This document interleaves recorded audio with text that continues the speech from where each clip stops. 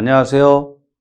33회 대비 동형모의고사 1회차 해설 강의 하겠습니다. 부동산학개론의 박상우입니다. 자, 바로 이제 1번서부터 해설하겠습니다. 자, 1번을 보시죠. 자, 1번에 보시면 이제 토지 관련 용어예요. 그래서 이제 옳은 것을 고르시오. 항상 문제를 푸실 때는요, 이와 같이 옳은 것은 동그라미, 틀린 것은 X 이렇게 하고 문제를 풀어야 실수를 하지 않습니다. 자, 그럼 볼까요? 자, 1번에 보면 이제 기역번 나왔어요. 곤부지가 나왔죠? 이거 맞는 거죠, 이게. 근데 니은번이 틀렸어요, 이게. 왜 니은번이 틀렸냐면 획지라는 것에 대해서 이게 이제 앞뒤가 안 맞죠. 획지라는 건 뭐냐면 여러분 아시다시피 가격 수준이 비슷한 1단의 토지죠. 근데 이건 잘못 설명하고 있죠. 왜 틀렸고 디귿번을 보시면 이게 표본지라는 건데 이거 잘 알고 계셔야 돼요. 그래서 표준지가 있고 여러분 아시다시피 표준지가 있고 표본지가 있어요. 그래서 우리 시험에 이제 최근에 등장한 용어죠. 그래서 이제 표본지라는 것은 이제 지가 변동률과 관계된 용어입니다. 그래서 이제 국토부 장관이 매달 그 지가 변동률을 조사 발표하는데 그때 그 기준이 되는 토지를 표본지라 합니다. 그래서 이 정도 이렇게 알고 계시면 되겠고요. 그 다음에 이제 리얼번도 틀렸죠. 왜 틀렸냐면은 이거는 휴한지가 아니라 공한지라 하죠. 그래서 이제 정답은 몇 번이냐? 2번이 되겠습니다. 이렇게. 자, 그리고요. 자, 보시면 2번 갈게요. 자, 2번은 이제 뭐냐면 이제 토지의 특성입니다. 토지의 특성인데 우리 시험에 우리 토지의 특성은 아주 잘 나옵니다. 이게. 그래서 이제 토지의 특성은 100%라고 보시면 돼요. 우리 시험에서. 역시 옳은 거예요. 그래서 이제 박스형 문제죠. 그래서 최근에 이렇게 박스를 쳐놓고, 그 다음 옳은 것은 또는 틀린 것은 이렇게 고르는 문제가 예전보다 상당히 증가했습니다. 그 이유는 뭐냐면, 난이도 하를 난이도 중이나 상처럼 이제 만들기 위해서 이런 형태의 문제들이 최근에 증가하고 있어요. 그래서 여기에 이제 적응을 하셔야 되는 겁니다. 자, 이제 보시면, 이제 틀린 건 뭐냐 이거죠. 여기 보면, 요 기역번 틀렸죠. 여기 보시면, 요 부동성이 아니라 뭐야? 부증성이죠. 자, 그 다음에 이제 또 틀린 게 뭐냐면, 미음보 보세요. 미음에 보면, 벌써 미래 수익이라고 나왔잖아요. 그 다음에 직접환원법 나왔어요. 그러면 이제 직접환원법이라는 게 뭐냐면, 수익가액은 순수익, 여러분 외우셨지만, 이거 외우셔야 돼요. 순수익 나누기 환원율이죠. 요게 이제 직접 환원법이라는 건데, 이거의 바탕이 되는 그 기본 원리가, 기본 공식이 바로 영속성 때문에 그렇습니다. 그래서 토지의 내용 연수가 무한되기 때문에 이 공식이 산출될 수 있는 거예요. 이렇게 뭐 간단히 좀 알고 계시기 바랍니다. 그래서 이제 요거는 개별성이 아니라 영속성이다. 그래서 지문에 장래 또는 미래 이런 단어가 나오면은 주로 이제 영속성과 관련이 된 겁니다. 자, 그 다음에 이제, 여기에 또 비읍번도 틀렸죠. 왜 그러냐면은, 여기 이행과 전환이란 말이 나왔죠. 그래서 이행과 전환이라는 건 용도 변경을 얘기하는 겁니다. 그래서 용도 변경과 관련된 건 용도의 다양성이에요. 그래서 합병 분할이라는 것은 토지의 면적을, 이제 합필하거나 분필해서, 용도의 다양성이나 최유효용을 지원하기 위해서 하는 거지, 이행 전환이라는 건 용도 변경이니까 용도 변경과는 이제 이 그 용도의 다양성과 밀접한 관련이 있습니다. 그래서 이제 정답은 몇 번이냐면 3번이 되겠습니다. 자, 그 다음에 이제 다음 문제 보겠습니다. 다음 문제가 이제 3번이죠. 3번 보겠습니다. 잠깐만요. 자, 이것도 잘못했네요. 자, 그러면은 누르고 자, 이렇게. 자, 그러면은 3번이 이쪽에 있네요. 자, 3번을 보겠습니다. 3번 역시 옳은 거죠. 죄송합니다. 요게 이렇게 하고 3번 역시 옳은 거죠. 그래서 이제 3번은 뭐냐면 이제 유량과 저량에 대한 설명입니다. 그래서 이제 유량과 저량은 이 부분은 이제 가끔 묻습니다. 매번 묻는 건 아니고 가끔 이제 유량과 저량을 묻더라고요. 자, 일단 보시면, 정답은 이제 뭐야? 5번인데, 1번 왜 틀렸느냐? 재고량은 뭐야? 저량이죠. 재고량은. 그 다음에 이제 2번은 왜 틀렸냐면, 신규 공급이라고 나왔잖아요. 신규 공급은 당연히 뭐야? 장기에서 발생하는 거기 때문에 이건 유량입니다. 일정 시점, 이거 틀렸죠? 일정 기간, 그 다음에 저량이 아니라 뭐야? 유량. 이래야 되겠죠? 그 다음에 이제 3번은, 여기 뭐 자산이라고 나왔잖아요. 자산, 부채, 자본. 이렇게 세 가지는 뭐예요? 요거는 저량입니다. 또 보면 일정 시점이라고 나왔잖아요. 일정 시점과 유량은 어울리지 않죠. 유량은 일정 기간이죠. 그래서 이 단어를 보고 처리하시면 되겠고, 그 다음에 4번은 이제 뭐냐면 거래량, 신규주택 공급량 나왔어요. 이건 당연히 유량이죠, 이게. 네, 그 다음에 이제 5번이 맞겠죠. 네, 자, 됐습니다. 자, 그 다음에, 자, 이렇게 하고. 자, 그 다음에 이제 4번을 보면, 4번이 이제 이게 계산 문제인데요. 이 계산 문제가, 이런 패턴의 문제가, 난이도 이제 중에 속하는 건데요. 두 개의 공식을 가지고 응용을 해야 돼요. 근데 이제 최근 10년 동안에, 이런 패턴의 계산 문제가 2번 나왔습니다. 우리 시험에. 그래서, 정답은 이제 몇 번이냐면 이제 30% 상승 요건데, 자, 근데 이거는 이제 어떻게 해야 돼요? 좀, 계산을 해야 돼요. 자, 그러면은 좀 봅시다. 자, 보시면, 보겠어요. 자, 그러면 이제, 보면, 두 개의 탄력성을 응용해야 되는 거예요. 하나는 0.8이고, 하나는 이제 0.8이 되겠고, 하나는 0.8, 그 다음에 하나는 뭡니까? 이거 봐야 되겠네요. 미안합니다. 자, 하나는 이제 0.8이고, 하나는 0.2래요. 0.2. 그래서 탄력성이 뭐냐면, 하나는 이제 수요의 가격 탄력성이고, 하나는 뭐야? 교차 탄력성이에요. 그래서 이제 공식이 나와야 돼요. 그럼 하나는 이제 아파트, 가격 변화율, 아파트, 수요량의 변화를 하고, 이거는 이제 뭐냐면은, 이제 빌라 가격에 대한, 빌라에 대한 아파트 수요 교차 탄력성이니까, 여기는 빌라 가격의 변화율, 여기는 아파트 수요량의 변화율, 이렇게 됩니다. 이렇게 됐는데, 여기서, 뭐라고 되어 있느냐. 전체 아파트 수요량이 2% 증가하였다. 이렇게 돼 있죠. 그러면 여기 가라 하고, 요거를 나라 하면, 가하고, 나를 더했을 때, 얼마가 나와야 되냐면, 2가 나와야 된다.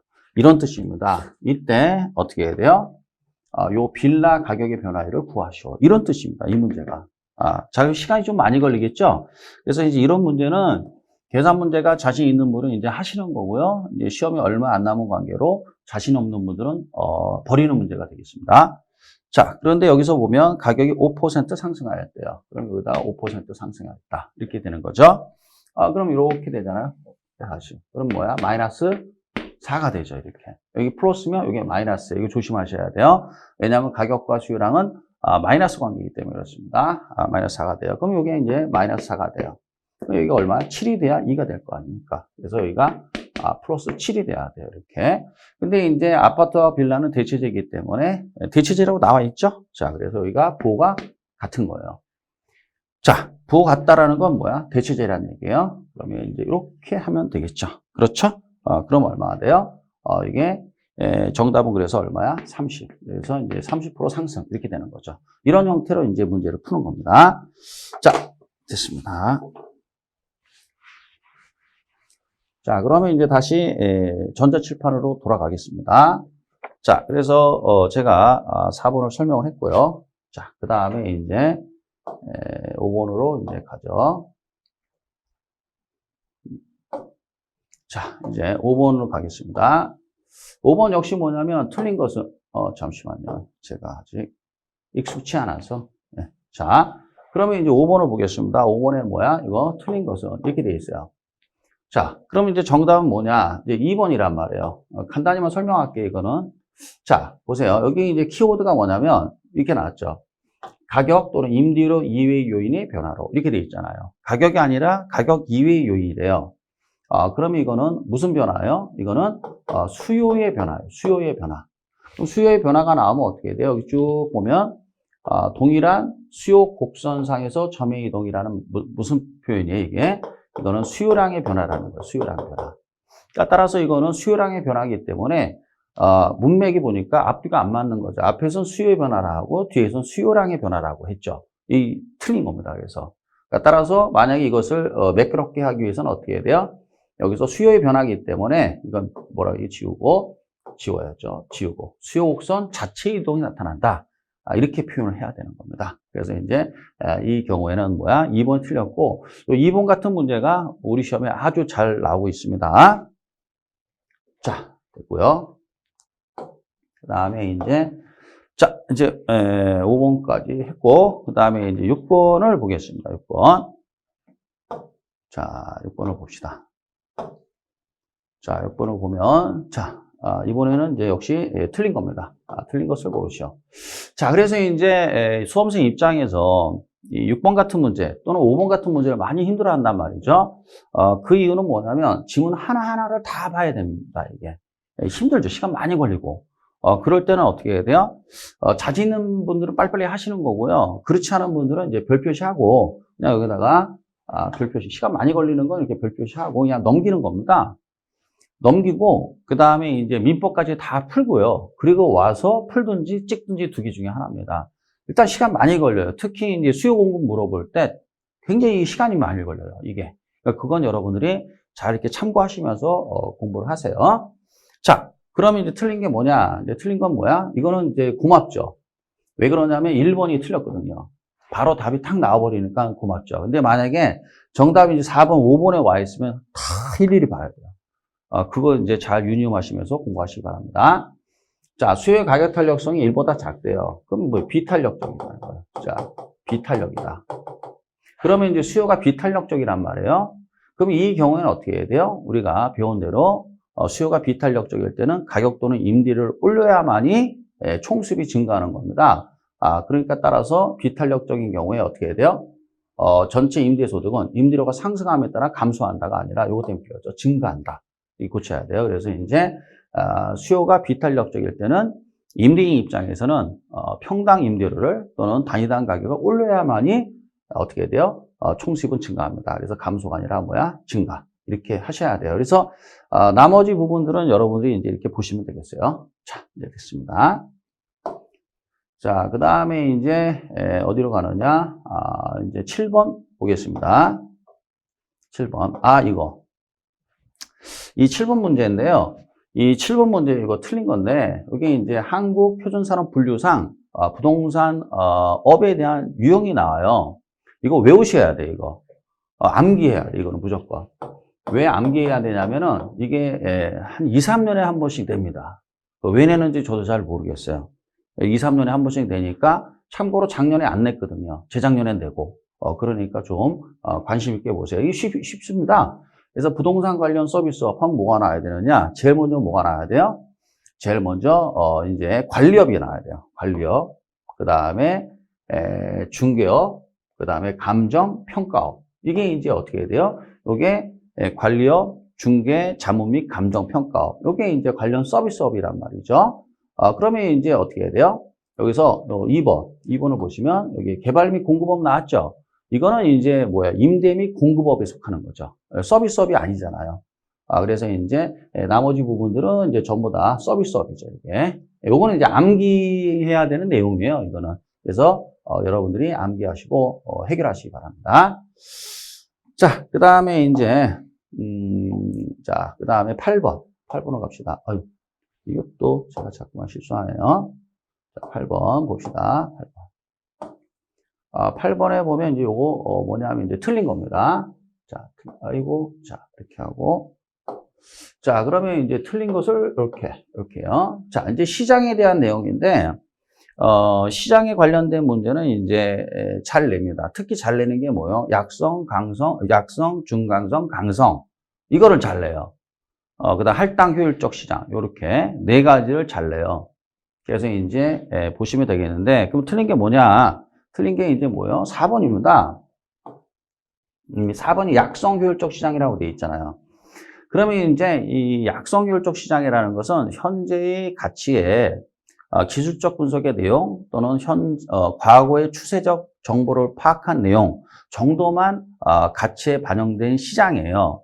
이 시장에서는 초과이익을 얻기 위해서는 현재 공개된 사실, 기본적 분석 또는 미공개 정보가 있어야만이 초과이익을 얻을 수 있단 말이에요. 그런데 여기 보면 뭐라고 냈냐? 과거의 역사적 자료, 라는 단어가 딱 나왔어요. 그럼 이건 뭐냐면 벌써 이거는 기술적 분석이라는 거예요. 이거는 이미 반영돼 있단 말이에요. 그럼 반영된 이 내용을 가지고 정상이윤을 초과하는 이윤을 획득할 수 있다. 즉 초과이윤을 획득할 수 있다. 틀렸죠? 이게 정상이윤만 나오죠. 그럼 따라서 약성에서는 다시 강조하지만 초과이윤을 얻기 위해서는 기본적 분석, 같은 말이 현재 공개된 내용, 사실, 그 다음에 미공개 정보, 이게 있어야만이 초과이윤을 얻을 수 있는 겁니다. 8번의 정답은 몇 번이에요? 4번이 되겠습니다. 자, 지우고요. 그 다음에 이제 9번으로 가겠습니다. 9번. 또 시작이다. 자, 9번. 9번을 보겠어요. 9번이, 자, 뭐냐면은, 요거는 이제 계산 문제인데, 요거는 이제 계산 문제예요. 요거 이제 난이도 하에 속하는 겁니다. 이 문제, 이거. 요 문제가, 요거 난이도 하에 속하는 거예요. 난이도 하. 요거. 이런 문제 나오면 이런 계산 문제는 맞추셔야 됩니다. 이런 계산 문제는. 그래서 이제 이거는, 판수하지 않고 여기서 그냥 바로 계산할게요. 자, 그러면 이제 공급 함수는 하나고 수요 함수가 두 개란 말이에요. 그러면 공급은 일정할 때 수요가 증가 또는 감소했다는 얘기인데, 그럼 가격과 균형량은 어떻게 변하느냐 이렇게 돼요. 그럼 먼저 어떻게 되느냐? 이렇게 한번 풀어야 돼요. 이렇게 풀어야 됩니다. 여기 1번이고, 그 다음에 요렇게 한번 풀어요. 이게 이제 뭐야? 2번이에요. 그래서 1번과 2번을 비교하시면 되는 거예요. 이 문제는. 그래서 이제 균형 상태에서는 이제 QS가 공급량, QD가 수요량인데 일치하기 때문에 결국 이제 우한끼리 같단 말이죠. 그러면 이제 문제 풀면 3P는 어떻게 되느냐? 1번을 먼저 풀면 800-P예요. 그렇죠? 그럼 이제 이항하면 어떻게 돼요? 4P가 되겠죠. 그러면 800이고 P는 얼마야? 200이죠. 그렇죠? 그러면 요 P200을 어디다 대입을 하면 되냐면은 그냥 여기다 P에다가 이렇게 대입하면 되는 거예요. 그럼 대입하면 얼마가 나와요, 여러분? 600이 나오겠죠. 그렇죠? 따라서 1번의 경우에는 뭐야? P는 어떻게 돼요? P는 가격은 200이고 거래량은 600이 돼요. 이렇게 문제를 풀면 되는 거예요. 이렇게. 자, 그 다음에 두 번째는 이제 두 번째 걸 또 풀어야 돼요. 두 번째 거 좀 지우겠습니다. 자, 그러면 이제 두 번째 거 풀면 이렇게 되는 거죠. 이번에는 이제 이렇게 요거를 풀어야 되는 거죠. 두 번째 거. 그러면 이제 어떻게 3P는 1600 마이너스 P잖아요. 그렇죠? 그럼 이항하면 4P니까 그러면 어떻게 1600 P는 얼마야? 400이 되겠죠. 이렇게. 그렇죠? 그러면 이제 Q가 얼마야? Q는 이제 400을 대입하면 돼요. 여기다 대입하면 얼마 됩니까? 1200이 되겠죠. 그렇죠? 이렇게. 그러니까 따라서 이제 어떻게 해야 돼요? 이렇게 계산이 되죠. 계산이 되니까 결국 정답 몇 번이요? 2번이죠. 그래서 가격은 200 상승, 거래량은 600 증가. 이렇게. 이건 쉬운 문제니까 이런 문제 나오면 맞추셔야 돼요, 여러분. 자, 됐습니다. 자, 그 다음에 이제 자, 이제 10번이 뭐냐면, 10번이 이제 요거는, 이제, 지대 이론이에요, 여러분. 지대 이론. 이 지대 이론 그 수험생들 말씀을 들어보면은, 그 학자들 이름 외우고, 이제 매칭을 시켜야 되는데, 그거를 굉장히 어려워 하더라고요. 그래서 이제 뭐 거의 암기에 가깝죠, 이제 이거. 뭐 국사 시간, 뭐 세계사 시간에 외우도 그렇게 외우셔야 돼요. 그래서 이제, 여기 보면 옳은 겁니다. 옳은 건 뭐냐? 5번이에요. 5번이 맞습니다. 자, 그럼 1번은 왜 틀렸느냐? 여기 오면 1번은 여기 입찰지대에 대한 설명이 아니라 이거는 뭐냐면 위치지대에 대한 설명이에요. 그래서 위치지대에 대한 설명이고 입찰지대라는 건 뭐예요? 토지 이용자가 지불하고자 하는 최대 지불용이죠. 그래서 앞뒤가 안 맞고 그 다음 2번은 이제 왜 틀렸냐면은 준지대는 일시적으로만 발생한단 말이에요. 그래서 요거 때문에 틀렸어요. 이렇게. 자, 그 다음에 이제 3번은 왜 틀렸느냐? 자, 여기 전용이란 말이 이렇게 나오잖아요. 전용.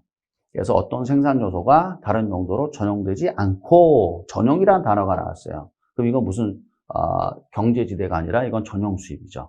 그러니까 문제 풀 때 여기 힌트가 이렇게 있단 말이에요. 이렇게. 이거 보고 문제를 푸세요. 그럼 간단합니다. 이렇게. 자, 그 다음에 이제 4번은 뭐냐면 또 키워드가 뭐냐면 토지 소유 자체가 지대 발생 원인이다. 그럼 이거 무조건 누구예요? 마르크스의 절대지대예요. 그래서 각각의 그 어떤 그 학자들이 주장한 것 중에서도 가장 핵심이 되는 건 암기하고 계셔야 돼요. 그래서 토지 소유 자체가 지대 발생 원인이다. 그럼 이건 마르크스의 뭐야? 절대지대. 이렇게 바로바로 나와버려야 돼요. 자, 이렇게 처리하면 될 것 같아요. 자, 그 다음에 이제 11번으로 가야 되겠죠. 11번 가겠습니다. 또 시작이네. 자, 11번. 그 다음에 이제, 여기 11번 여기 있네요. 자, 이제 11번 보겠습니다. 11번 보면은, 옳은 것을 고르시오. 이렇게 돼 있잖아요. 옳은 것을 고르시오. 자, 그러면 이제 이게 이런 문제가 정말 요즘 많이 증가하고 있어요. 이제 뭐냐면요. 이제 요즘은 뭐 상업입지론, 공업입지론, 뭐 이런 거를 막 섞어요. 섞어서 집어넣습니다. 이게. 그러니까 한 그 귀퉁이를 내는 게 아니고 전체적으로 막 내요, 이게. 그러니까 힘들죠, 이게. 그 요즘에 그 하나의 그 시험의 그 추세입니다. 본고사 추세거든요. 그래서 그런 부분에 대해서는 좀 알고, 그러니까 뭐냐면 전체적인 걸 요구하는 거예요, 한마디로. 만약에 이제 전체적인 그런 내용을 모르고, 단순 암기만 한 사람들은 이런 문제 못 풉니다. 그래서 공부하실 때 잘 조심하세요, 여러분. 자, 그러면 이제 정답은 뭐냐? 3번인데, 이게 뭐냐? 이게 틀렸거든요. 전문 품점의 경우는 어떻게 해야 돼요? 일상용품점보다 공간 맞춰 개수가 크다가 아니라 뭐야? 작다죠. 이게. 그래서 이제 잠깐만 설명하면, 자, 중력은, 그렇죠? 분모는 거리 제곱이고, 그 다음에 분자는 뭐야? 점포의 면적이란 말이에요. 이렇게 끌어당기는 힘이. 그러면 요렇게는, 요거는 마이너스 관계가 있단 말이에요. 마이너스 관계. 그죠? 그러면 여기서 보면 전문 품점이라는 게 뭐냐면은, 그 사치품들 파는 백화점이 1층에 있는 점포들을 전문 품점이라 하고, 일상용품점이라는 건 뭐냐면은 편의점에서 판매하는 거예요. 편의점 생각하시면 되겠고, 요건 편의점, 요건 백화점 1층, 요거 생각하시면 돼요. 그러면 이제 백화점 1층에서 판매하는 그런 취급하는 상품들은 고가품이고, 그 다음에 많은 분들이 소비하고 싶단 말이에요.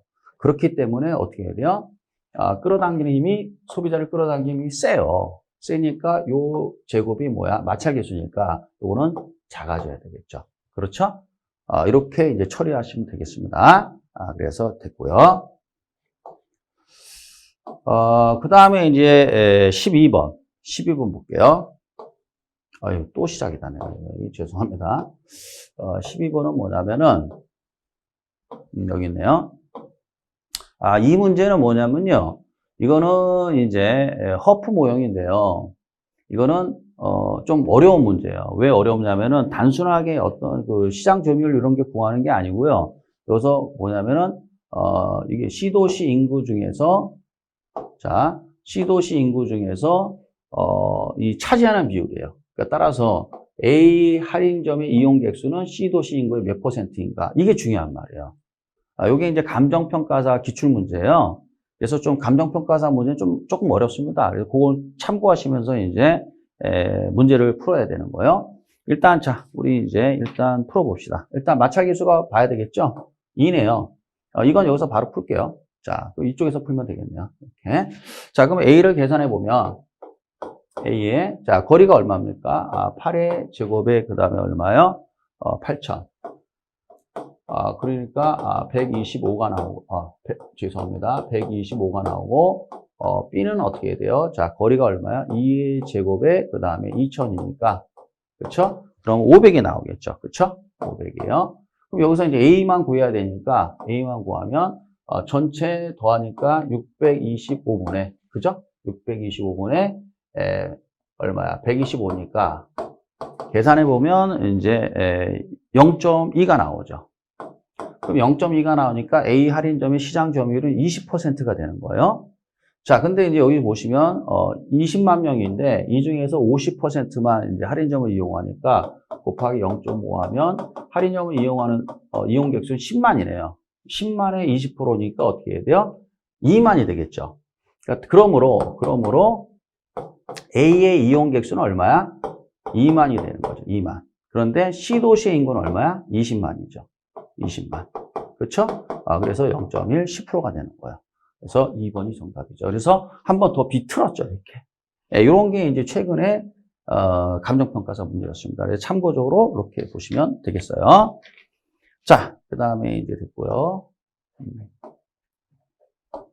그 다음에 이제 자 13번 봅시다. 13번. 13번을 보면 이거는 이제 호이트의 선형 이론이에요. 이제 도시내부 구조 이론인데 여러분 아시다시피 버제스의 동심원, 그 다음에 호이트의 선형 이론, 해리스 울만의 다핵심 이론. 이 세 가지 시험에 아주 잘 냅니다. 그러니까 무조건 뭐 매년 나온다고 저는 장담은 못하고요. 아주 잘 내요. 그 다음에 이제 12번에 나와 있는 이 허프 모형에 의한 계산 문제. 작년에 나온 건 이제 그 컨버스 계산 문제였어요. 그 상권 경계 지점 구하는 거였는데, 그러면 이제 올해는 뭐가 나오겠느냐? 그러면 이제 작년에 32회 때 컨버스 모형이 나왔으니까 아마 레일리 아니면은 허퍼가 나오지 않겠느냐 해서 제가 이제 12번 소개한 거고, 그 다음에 이제 레일리 아니면은 이제 모형으로 계산 문제를 풀던지 아니면은 허프 모형으로 계산 문제를 풀던지 그런 문제가 나오리라고 예상되죠. 컨버스 모형은 안 나올 것 같아요. 작년에 나왔기 때문에. 그래서 공부할 때 참고하시면서 공부하세요. 자, 그 다음에 이제 13번의 호이트인데, 이거 이제 옳은 것은 이렇게 돼 있죠. 그래서 이제 여기 잘 냅니다. 버제스, 동심원, 호이트 선형 이론, 해리스 울만의 다핵심. 이거 잘 내요. 그럼 이제 옳은 건데, 그럼 이제 틀린 거를 솎아내면, 니은번, 그 다음에 뭡니까? 디귿 리을이네요. 리을번, 그 다음에 미음번. 이렇게 있단 말이에요. 그럼 정답은 몇 번이에요? 2번이죠. 자, 그럼 보겠어요. 니은번은 왜 틀렸느냐? 잘 보세요. 교통 노선, 이거 맞고, 축으로 구가 되면 접근성이 양호한 지역이라고 되어 있어요. 그러면 접근성이 양호하다는 얘기는 도심과 접근성이 양호하다, 위치가 좋다. 그럼 집값이 비싸겠죠. 집값이 비싸면, 주택 지불 능력이 높을수록 이렇게 해야 되겠죠. 그러니까 우리 시험에는 이제 낮을수록이라는 건 저소득층이라는 얘기니까, 그래서, 낮다가 아니라 높다 해야 되는 거예요. 그 다음 리을번에 보면 도시 생태학이라고 나왔죠. 도시 생태학 딱 나오면 누가 나와야 돼요? 버제스가 나와야 됩니다. 버제스가. 그 다음에 이제 미음번은 뭐냐면 보세요. 하나의 중심이 아니라 이렇게 돼 있잖아요. 그럼 이건 벌써 여러 개의 핵심이 나온다니까 이건 다 핵심이죠. 이 단어만 봐도. 그래서 맞는 거는 기억과 디귿 이렇게 두 개가 되겠습니다. 자, 그 다음에 이제 14번인데 14번이 이제 자. 보면 여기 있네요. 여기 14번 여기 있는데 자 틀린 것을 고르시오. 이렇게 돼 있어요. 틀린 거. 그러면 이제 14번에 이제 정책입니다. 이제 정책인데 정책에서 매년 5문제가 나옵니다. 그거 알고 계셔야 돼요. 정책에서 5문제, 투자론에서 6, 7문제, 금융론에서 5문제, 감정평가론에서 무조건 7문제 나옵니다. 그렇게 4개 돼 있습니다. 이렇게. 그래서 이제 잘 보셔야 돼, 정책을. 그럼 틀린 건 뭐냐? 틀린 건 이제 요 2번이거든요. 2번이 왜 틀렸느냐? 이 주거급여 제도라는 건 공급자 보조가 아니라 수요자 보조입니다. 그래서 두 가지가 있어요. 이게 이제 뭐냐면 임대료 보조 제도인데, 임대료 보조에는 수요자 보조가 있고 공급자 보조가 있어요. 수요자 보조는, 주거급여라는 단어가 나와요. 근거법규가, 주거급여법하고, 그 다음에 국민기초생활보장법이에요. 주거급여법과 국민기초생활보장법에 의해서 저소득층 임차인들에게 주거비 보조해 주는 거예요. 대략 한 달에 31만 원 정도 보조해 준답니다. 그럼 그분들은 어떻게 해야 돼요? 임대인이 공급이고 임차인이 수요니까 이건 수요자가 받는 보조거든요. 수요자 보조가 되고, 그 다음에 이제 공급자 보조라는 건 뭐냐면은 여러분들이 그 공법 시간에 배운 주택도시기금이라는 게 있습니다. 주택도시기금으로 LH나 SH공사 또는 이제 민간 주택건설업자들에게 주택도시기금으로 저리로 밀어준단 말이에요. 공급하라고. 그게 이제 공급자 보조입니다. 공급자 보조의 대명사가 뭐냐면 공공임대주택 정책이에요. 그래서 이제 영구임대, 국민임대, 행복주택 이런 게 바로 공급자 보조에 해당되는 겁니다. 그래서 이제 2번이 틀렸죠. 자, 그 다음에 이제 15번 보겠습니다. 15번을 봅시다. 이쪽에 있네요. 15번이 뭐냐면 여기 쭉 내려와서 요 15번 여기 있네요. 15번 뭐냐면, 이제 앉는 것은. 이제 투기 억제 제도가 아닌 게 뭐냐 이거죠. 답은 무조건 이 3번이죠, 이게. 왜냐? 택지 소유 상한제 이건 폐지됐잖아요. 그래서 이제 폐지된 거 알고 계셔야 돼요. 택지 소유 상한제, 그다음 토지 초과 이득세, 그다음에 개발권 양도제도, 이전제도. 이 세 가지. 그러니까 개발권 양도 이전제도는 우리나라에 도입되지 않았고, 택지 소유 상한제와 토지 초과 이득세는 뭐야? 이건 폐지됐어요. 위헌 판결 났어요. 그래서 이제 이 정도는 이제 암기하고 계셔야 돼요. 이거 택지 소유 상한제 우리 시험에 최근 5년 동안 몇 번, 3번 나왔어요. 최근 5년 동안 3번. 그래서 이 내용은 여러분들이 좀 심도 있게 공부할 필요가 있습니다. 자, 됐습니다. 자, 그 다음에 이제 16번 봅시다. 16번 보면, 틀린 것은 이렇게 되어 있어요. 그래서 이제 이건 뭐냐면은 16번은 이제 선분양, 후분양을 묻는 거예요. 선분양, 후분양. 그래서 이제 우리 시험에 주택을 공급하는 데 있어서 우리나라는 선분양을 하고 있죠. 이제 선분양과 후분양을 비교하는 건데, 가끔 냅니다, 이거 가끔. 2, 3년에 한 번씩. 예, 그래서 봐두세요, 여러분. 틀린 건 이제 몇 번이냐면 3번이죠. 왜냐하면 잘 보세요. 초기 주택 건설 자금의 대부분을 주택 구매자로부터, 즉, 무슨 말이냐면, 수분양자로부터, 이런 뜻이에요. 조달함으로, 이렇게 돼 있어요. 그럼 그 무슨 말이에요? 선분양 하겠다는 얘기죠. 그러면 이제 건설사 입장에서 시행자 또는 건설사 입장에서 선분양을 해서 계약금 중도금 받아서 그거 갖고 건설 자금 쓰겠다는 얘기예요. 그렇죠? 그래서 그 건설 자금에 대한 이자를 누가 부담해요? 주택 구매자 또는 수분양자가 부담을 하는 꼴이 돼요. 이건 후분양이 아니라 뭐야? 선분양이죠. 그래서 선분양, 후분양 요거 비교하는 거 어렵지 않으니까 이렇게 공부하시면 되겠습니다. 자, 그 다음에 이제 그 다음에 17번. 이제 17번인데요. 요거는 이제 뭐냐면은, 임대료 상한제에 대한 설명인데, 옳은 것은 이렇게 되어 있어요. 그래서 임대료 상한제, 그 다음에 분양가 상한제, 분상제라 하죠. 그래서 이거 시험에 잘 냅니다. 분상제, 그 다음에 임대료 상한제. 이거 잘 내니까, 빈번하게 냅니다. 이거. 잘 공부하세요. 자, 그래서 이제 옳은 거 몇 번이냐면, 이제 3번이란 말이에요. 3번이 맞고. 1번 왜 틀렸느냐? 높으면, 자, 균형 임대료보다 임대료 상한이 높으면 아무 일 없습니다. 이거 조심해야 돼요. 이거 진짜. 그래서 이거 시험에 아주 여러 번 나왔어요. 중요한 건 낮아야 돼요. 규제 임대료가 시장 임대료보다 낮아야 효과가 있거든요. 높으면 아무 일 없습니다. 그 다음에 이제 이거는 장기하고 단기 자리를 바꾸면 돼요. 왜냐하면 초과 수요가 많아지는 건 장기예요. 자, 그 다음에 이건 말이 안 되는 거죠. 공급이 증가한대요. 임대료 상한제나 분상제 이런 단어가 나오면 무조건 공급은 감소하는 거예요. 이게. 그 다음에 질이 좋아질까요? 나빠지겠죠. 난이도 하죠, 이거. 그래서 이제 이런 문제 잘 냅니다. 이렇게 처리하시면 될 것 같고요. 자, 그 다음에 이제 19번 봅시다. 18번이네요. 자, 18번 공공재인데 시장이 실패의 원인이죠. 그래서 공공재가 시장이 실패의 원인인데 가끔 냅니다. 뭐 공공재하고 외부 효과 특히 두 개. 공공재 외부 효과가 시장의 실패의 원인인데 아주 가끔 내는데 최근에 공공재하고 외부 효과를 안 냈어요. 최근에. 그래서 나올 가능성이 높죠. 공공재하고 외부 효과. 잘 공부하세요. 자, 이제 뭐야? 틀린 것은 이렇게 돼 있어요. 그럼 뭐가 틀렸느냐? 한마디로 얘기해서 쉽죠, 이건. 1번이죠. 왜 1번이 틀렸느냐? 공공재를 시장에다 맡기면 기업은 생산하지 않거나 과소 생산합니다. 그래서 이제 세금을 가지고 정부가 생산을 하는 거죠. 왜 그러느냐? 소비 측면에서 이제 비경합성과 비배제성 때문에 무임승차자 이렇게 나오기 때문에 기업에다가 공공재 얘가 뭐예요? 일기예보, 공원, 국방, 치안 이런 게 다 공공재란 말이에요. 이걸 시장에 맡기면 기업은 생산하지 않습니다.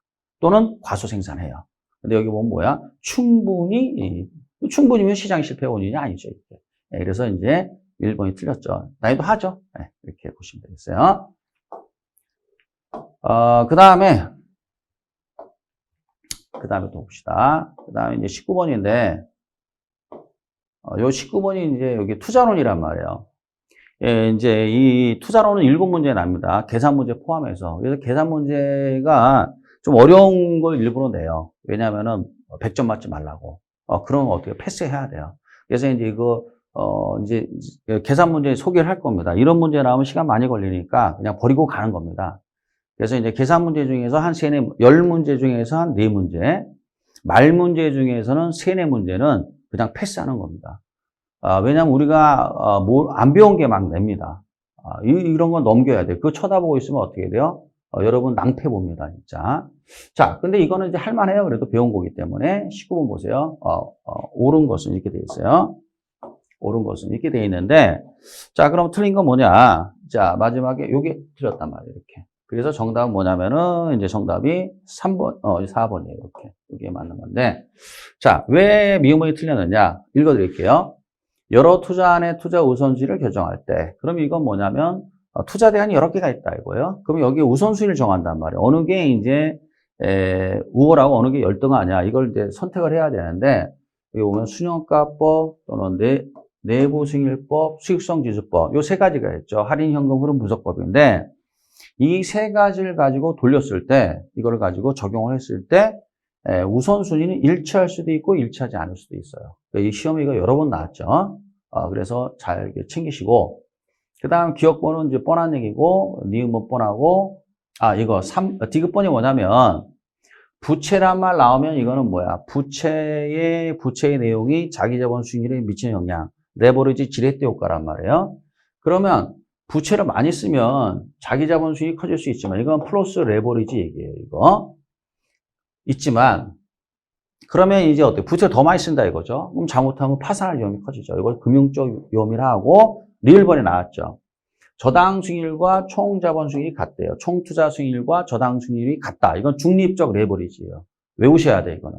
그럼 이렇게 되면은 중립적 레버리지라는 건 뭐냐면 아무리 부채를 써도 어떻게 해야 돼요? 부채를 아무리 많이 써도 자기 자본 수익률이 변하지 않아요. 그러니까 이건 좀 암기하셔야 되겠죠? 자, 그래서 이제 이렇게 했습니다. 이렇게 하고 그다음에 이제 20번 여기 있네요. 자, 20번이 있는데요. 자, 요걸 좀 설명을 드려야 되는데, 이제, 이 20번은 이제 뭐냐면, 이거는 버리는 문제입니다. 왜 버리는 문제냐? 이거 쳐다보면 어떻게 해야 돼요? 죽습니다, 죽어. 시간 너무 많이 걸려요, 이게. 그래서 이제 정답만 알려드리면 정답은 뭐야? 5번이에요. 여기 자본 환원율이 뭐냐면은 종합자본 환원율입니다. 종합자본 환원율, 자본 환원율. 그러면 이제 어떻게 해야 돼요? 공식이 나와야 돼요. 분모는 총 투자액, 분자는 순영업소득. 이게 나와야 되는데, 각설하고요. 이 자체를 다 따진다는 건 시간이 이거 20번 풀기 위해서 한 5분 정도 소요해야 될 거예요. 5분. 계산이 잘 되는 사람이 한해서. 그러니까 이런 문제가 이제 우리 시험에 잘 내요. 100점 맞지 말라고 내는 문제입니다.